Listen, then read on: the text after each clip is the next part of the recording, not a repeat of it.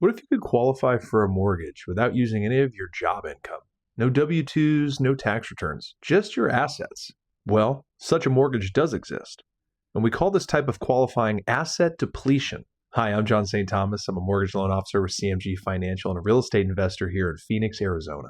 So what exactly is asset depletion? Well, it's a mortgage qualifying method, if you will, where we look at the assets that you have and create an income figure from those assets. Think money in a checking, savings, 401k, IRA, or stock account. What we do is we add up those eligible assets and subtract out any that's needed for reserves. And what's left, we can then divide over a certain amount of months. How many months depends on the exact investor, but it could be anywhere from 60, sometimes even 48 months, all the way up to 240 months. So to give an example, let's say you have $100,000 in eligible assets and we're able to divide this by 60 months.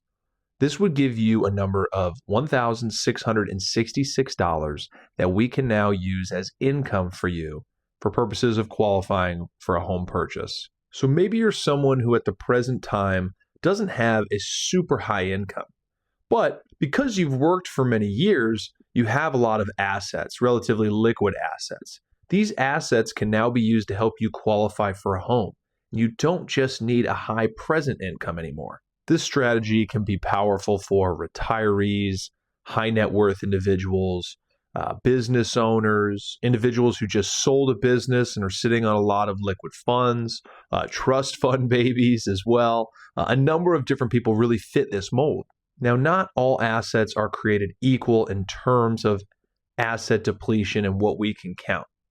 For example, if we're using retirement assets and you are under the age of 59, then generally we're not going to give you the full dollar for dollar amount in that retirement account. We may give you 70% or 60% of what is in that retirement account. Whereas if you were once again under the age of 59, but you have these funds in checking, savings, or say a liquid stock account, we most likely will give you 100% dollar for dollar of what's in that account. Now, what's important to note is these programs still have credit score requirements as well as minimum down payment requirements. And generally, the down payment requirements are somewhere around 10 to 20 or 25% down. But what's also very cool is there are programs out there where we can combine standard job income with asset depletion as well.